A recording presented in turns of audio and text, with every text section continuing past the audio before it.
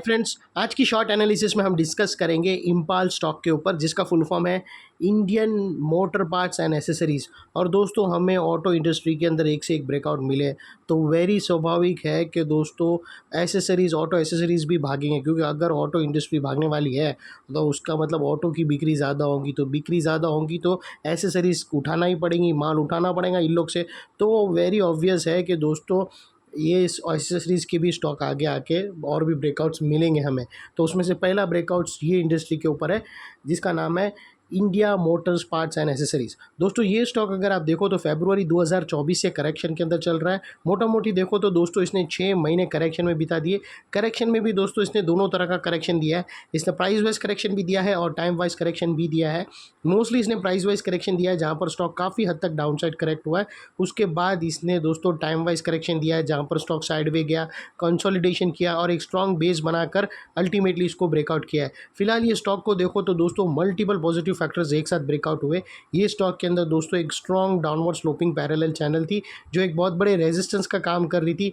Ultimately stock ने उसको breakout किया है। यहाँ पर करेक्शन कंप्लीट के कंफर्मेशन मिले हैं, पॉजिटिव हिडन डाइवर्शन मिला और एक बहुत बड़ी रिवर्सल चार्ट पैटर्न मिली है, जिसके तहत ये स्टॉक अपसाइड में 14 से 16% रिटर्न देने के लिए रेडी है। लेकिन दोस्तों, इसमें कोई भी हमारी बाय सेल होल्ड रिकमेंडेशन नहीं है, ये प्योरली एजुकेशन पर्पस से आप लोगों से शेयर कर रहा हूँ।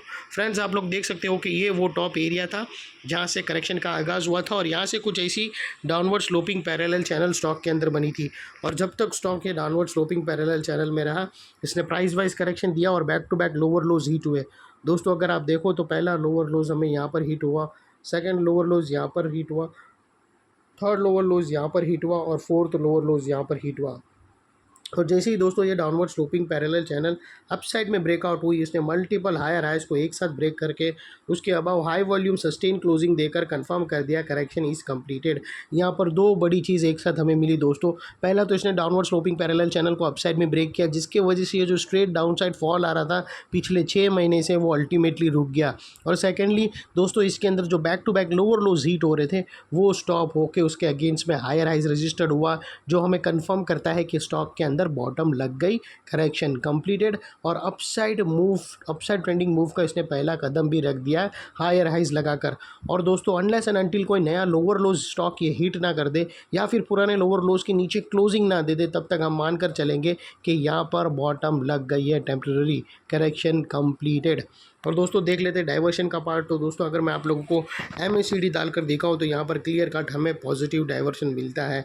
दोस्तों, अगर आप प्राइस एक्शन के लोअर लोज को कंपेयर करो MACD के ऑसिलेशंस पे, तो यहाँ पर तुम्हें डाइवर्शन मिलेगा। प्राइस एक्शन के जो लोअर लोज थे वो डाउन साइड में टिल्ट हुए फ्रेंड्स, और वही MACD के ऑसिलेशन थे वो अप साइड में टिल्ट हुए और यहाँ से हमें ब्रेकआउट मिला, जो एक स्टॉक के अंदर ज़बरदस्त मोमेंटम पंप करेगा।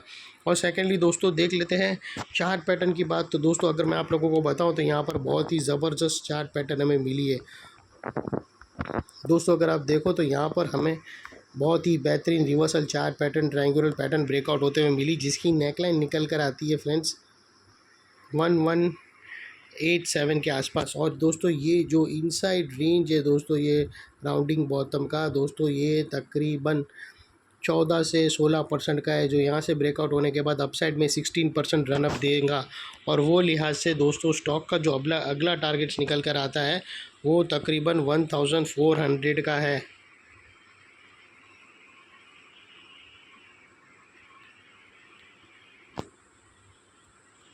और दोस्तों, यहाँ पर मल्टीपल ऑप्शन है स्टॉप लॉस रखने के। तो दोस्तों, अगर आपको चाहिए तो आप ये जो फर्स्ट ब्रेकआउट कैंडल है उसके लो के नीचे क्लोजिंग बेसिस पे आप रख सकते हो, और वो आपको मैं भी रिकमेंड नहीं करूँगा, क्योंकि अगर आप देखो तो ये जो फर्स्ट ब्रेकआउट कैंडल इटसेल्फ 12% की है और दोस्तों अराउंड 16% तुम्हारा टारगेट है। तो वो लिहाज से अगर आप देखो ना तो 1:1.25 का आपका रिस्क टू रिवॉर्ड रेशियो हो जाएगा। जो चार्ट पैटर्न ऐसे तो अच्छा है, लेकिन चार्ट पैटर्न के लिए एटलीस्ट 1.5 या 1.75 या एटलीस्ट 1:2 का रिस्क टू रिवॉर्ड रेशियो होना चाहिए।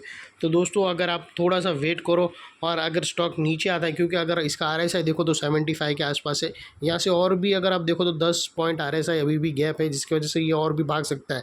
लेकिन अगर ये कंसोलिडेशन में गया और अगर वो रेजिस्टेंस फेस करा और दोस्तों स्टॉक वापस नेकलाइन को रीटेस्ट करने आया, तो वहाँ पर नेकलाइन के पास अगर पॉजिटिव कैंडलस्टिक पैटर्न मिले तो वो आप री एंट्री करके पॉजिटिव कैंडलस्टिक का अपसाइड ब्रेकआउट होने के बाद आप री एंट्री कर सकते हो। और वो लिहाज से अगर आप रिस्क टू रिवॉर्ड रेशियो, अगर आप स्टॉप लॉस ये स्विंग के नीचे क्लोजिंग बेसिस पे रखो तो दोस्तों तुम्हारा रिस्क टू रिवॉर्ड रेशियो बहुत ही अच्छी तरह से फर्निश्ड होगा।